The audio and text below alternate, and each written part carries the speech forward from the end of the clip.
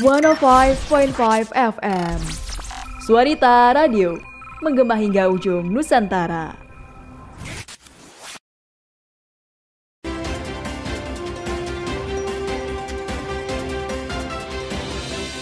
Prawara Indonesia. Kementerian Agama rencanakan Yogyakarta International Airport sebagai embarkasi. Gunung Merapi siaga, pemerintah Kabupaten Boyolali melakukan bantuan. Penemuan jasad pria terkubur di dalam lantai kontrakan di Depok.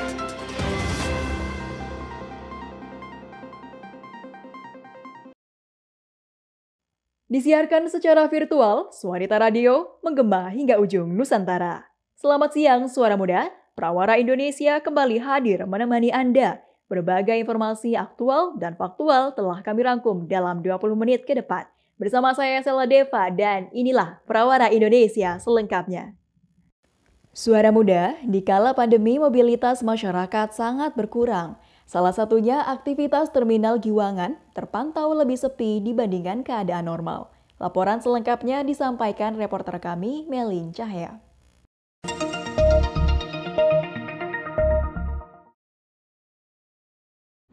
Ya, terima kasih Jela.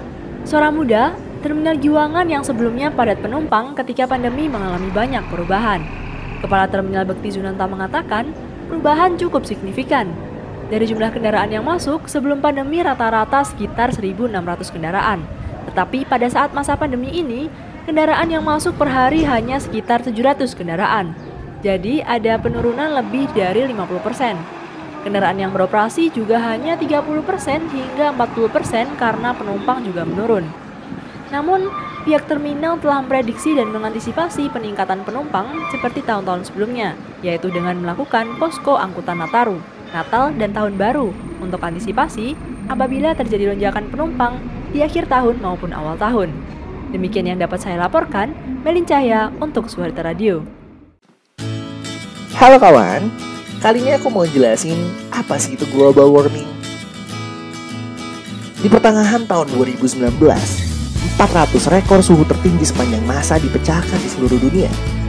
Beberapa bulan belakangan, memang menjadi bulan terpanas yang pernah dialami oleh bumi. Proses meningkatnya suhu rata-rata atmosfer, laut, dan bumi ini dapat disebut juga dengan global warming atau pemanasan global.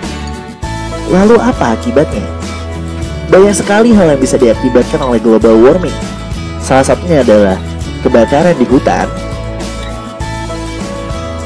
terjadinya pencairan es di kutub, sering sekali terjadinya banjir,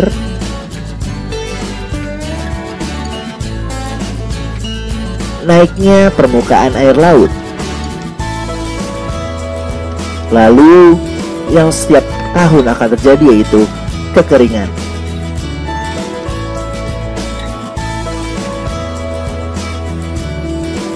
Lalu bagaimana cara mengatasinya? Pertama, kita bisa dengan menanam pohon di lingkungan sekitar. Kedua, budayakan metode 3R atau reduce, reuse, dan recycle, serta mengurangi penggunaan listrik yang tidak diperlukan.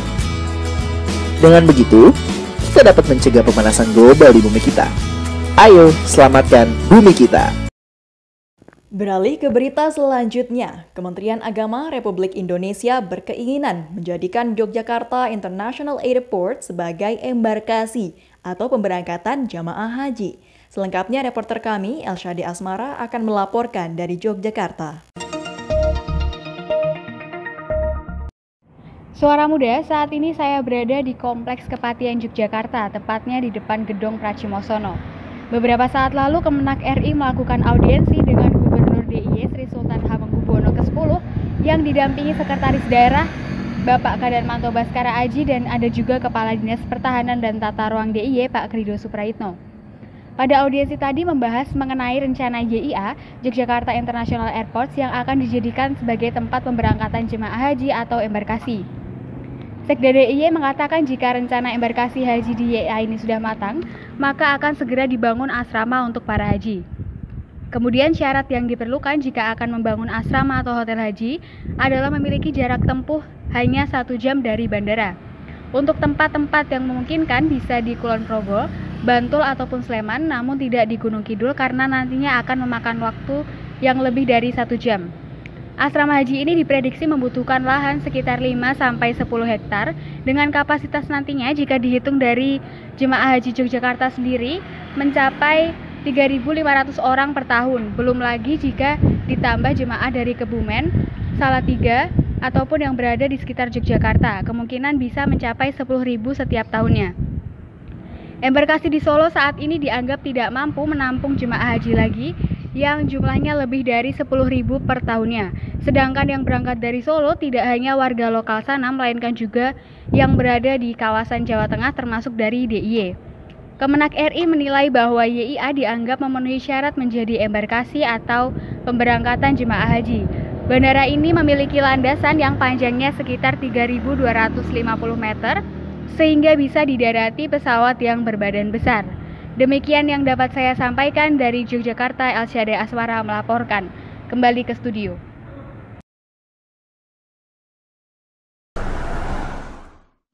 Assalamualaikum, Ma. Waalaikumsalam, Nak. Ma, ini kan aku mau liburan semester. Aku mau pulang ke rumah, balik kampung. Nak, keinginan Mama juga maunya kamu pulang, kumpul bersama keluarga di waktu liburan kuliahmu. Iya, Ma, aku rindu sama Mama. Tapi, Ma, Tapi kenapa, Nak? ini kan lagi ada virus corona. Aku takut kalau dalam perjalanan pulang nanti aku tertular, terus nularin ke Mama, ke keluarga dan tetangga kita gimana? Mama ngerti, Nak. Ya sudah, lebih baik kamu tidak usah pulang dulu demi kebaikan kita bersama ya. Semoga wabah ini cepat selesai dan kamu bisa pulang dan kumpul bersama keluarga lagi. Kamu baik-baik ya di sana. Selalu jaga kesehatan. Iya, Ma, amin.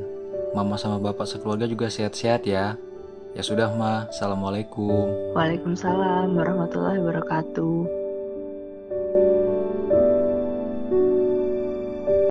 Dari Kabupaten Boyolali, sejak ditetapkannya status Gunung Merapi menjadi siaga, pemerintah Kabupaten Boyolali siap siaga melakukan bantuan sebagai antisipasi warga yang tinggal di kawasan rawan bencana atau KRB 3 Merapi mulai dievakuasi.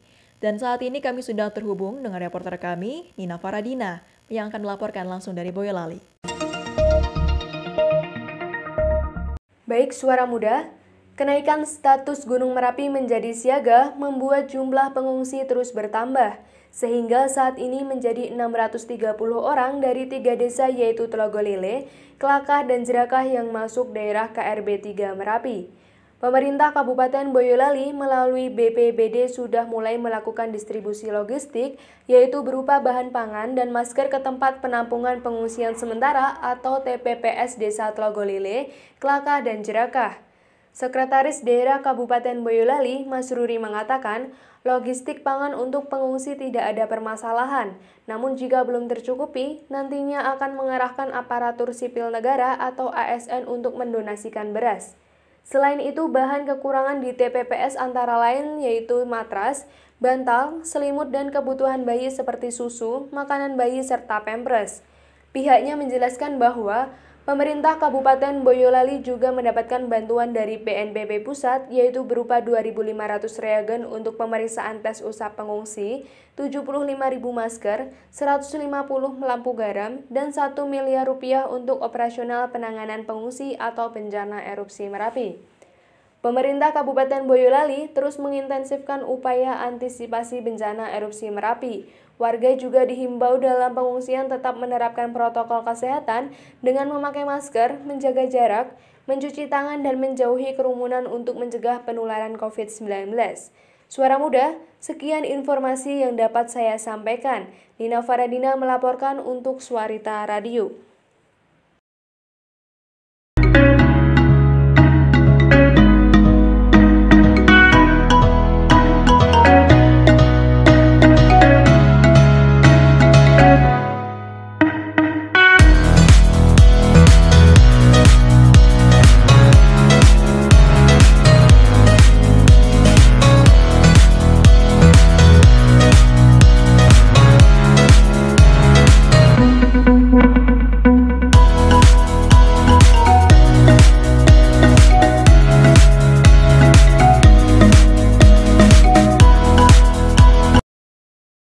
Suara Muda, beberapa waktu lalu beredar video azan yang diubah kalimatnya. Diketahui bahwa pelaku azan tersebut merupakan warga Kabupaten Majalengka, Jawa Barat. Setelah video beredar, pihak Polres Majalengka kemudian memanggil pelaku. Dan saat ini kami telah terhubung bersama reporter kami yang sedang berada di Polres Majalengka. Alifa Aulia, silakan laporannya. Ya, Cela, saat ini saya sedang berada di Polres Majalengka, Jawa Barat. Beberapa waktu lalu memang sempat beredar video azan yang diubah kalimatnya oleh seseorang merupakan salah satu imam masjid di Argapura, Majalengka.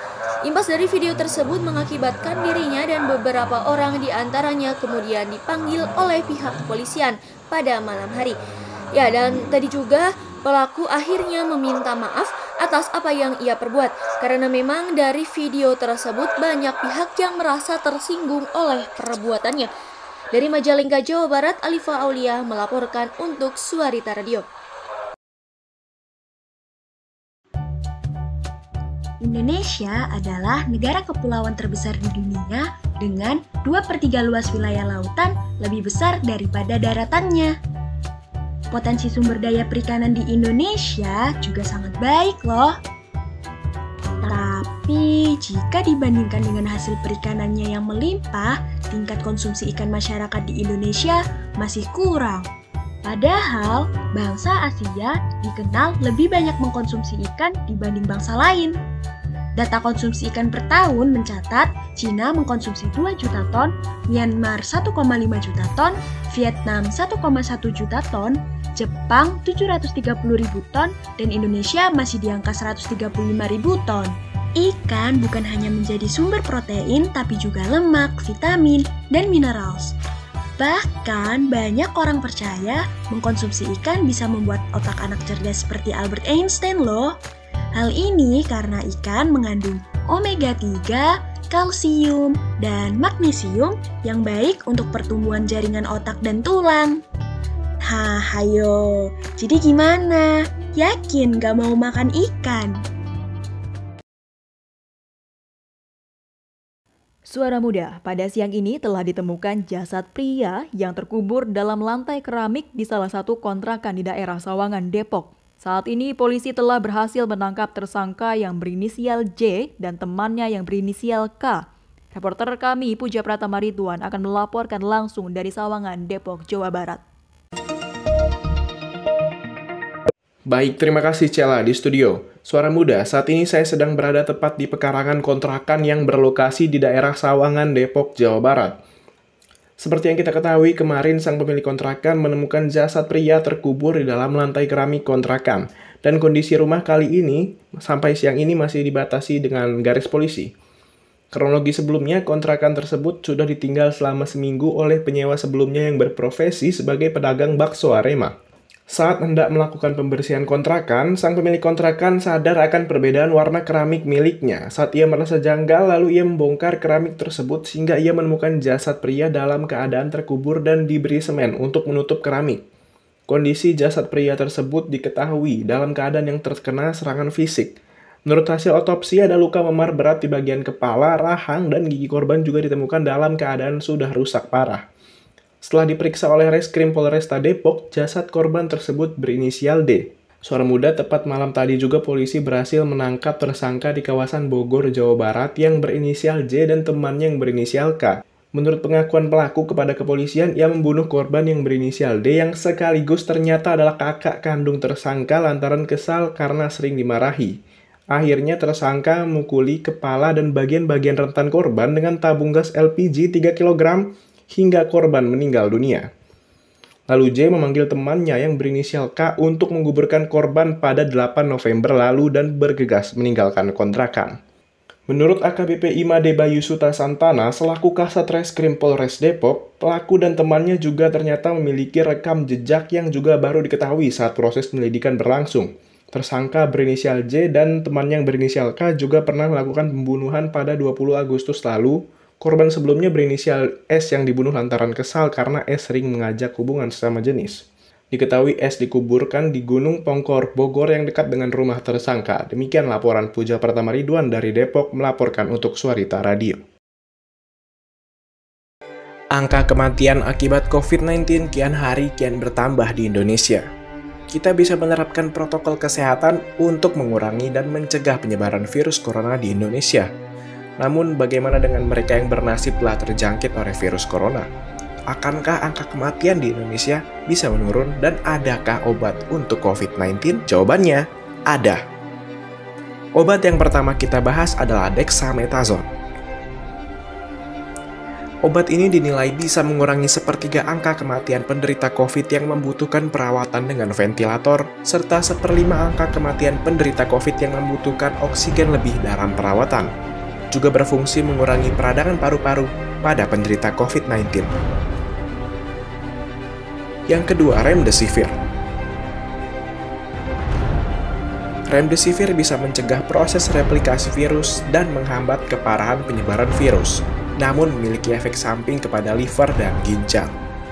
Nenek moyang pernah berkata, lebih baik mencegah daripada mengobati. Jadi, daripada capek mikirin obatnya apa, lebih baik kita mencegah penyebaran virus corona dengan cara pakai masker dan menjaga protokol kesehatan. Bye-bye! Beralih ke berita hukum, Suara Muda, rancangan undang-undang yang diajukan Dewan Perwakilan Rakyat kembali mendatangkan polemik dari berbagai golongan. Industri usaha yang bekerja memproduksi minuman alkohol diperkirakan akan terkena imbasnya. Reporter kami, Sinari Siahaan, akan melaporkan lebih lanjut. Suara Muda, dari kantor Dewan Perwakilan Rakyat, saat ini tengah berlangsung pembahasan RUU tentang minuman beralkohol yang merupakan usulan 21 anggota DPR dari fraksi P3, PKS, dan Gerindra. Dalam bab 3 RUU ini melarang setiap orang untuk memproduksi, mengedarkan, menjual, dan atau mengonsumsi minuman beralkohol dengan pidana penjara paling sedikit 2 tahun dan denda minimal 200 juta rupiah. Usulan yang telah diajukan sejak 2015 ini akhirnya masuk kembali ke dalam daftar program legislasi nasional prioritas 2020 yang menjadikannya selangkah lebih dekat menjadi sebuah undang-undang. Meski hanya berlaku pada beberapa jenis alkohol saja, seperti yang tercantum pada bab 2 tentang klasifikasi pasal 4 ayat 1, Komisaris Utama PT Delta Jakarta Tbk atau DLTA, Sarman Simanjorang mengaku keberatan. Perseroan yang bergerak di bidang produksi alkohol ini bahkan mengalami penurunan saham dan melemah 2,68% ke level Rp4.000. Sejak awal tahun sendiri, DLTA melemah 41% dikarenakan pandemi yang menghambat sektor pariwisata. Apabila RUU ini disahkan, tentu akan memikul masalah bagi persero ini, di mana sebelumnya statistik penjualan DLTA telah anjlok hingga 60%. Akibat pembatasan area penjualan minol seperti diskotik dan klub malam di masa PSBB dan new normal. Demikian Sinari melaporkan, kembali ke studio. Suara Muda, Dinas Pendidikan Kota Surabaya telah memberikan edaran persiapan sekolah tatap muka. Sekolah yang akan menyelenggarakan tatap muka harus mengikuti peraturan yang ada. Berikut laporan dari reporter kami, Melin Cahya. Ya, terima kasih Cela. Suara Muda, saat ini saya sudah berada di SMA Negeri 5 Surabaya yang sudah melakukan simulasi untuk menyambut sekolah tatap muka. Salah satu persiapan sudah saya lihat tersedia wastafel untuk mencuci tangan sebelum memasuki lingkungan sekolah. Dan informasi saya dapatkan dari Damari, Wakasek Siswaan, dan juga Faridawati selaku guru SMA 5, bahwa pihak sekolah sudah melakukan persiapan dari peraturan, fasilitas maupun sarana prasarana yang ada untuk menyambut terselenggaranya sekolah tatap muka ini. Demikian yang dapat saya laporkan, saya Melin Cahya dari Surabaya untuk Suara Radio. Suara Muda, berita tersebut sekaligus menutup Prawara Indonesia siang hari ini. Bersama saya Sela Deva, terima kasih atas perhatian Anda. Tetap patuhi protokol kesehatan dan sampai jumpa.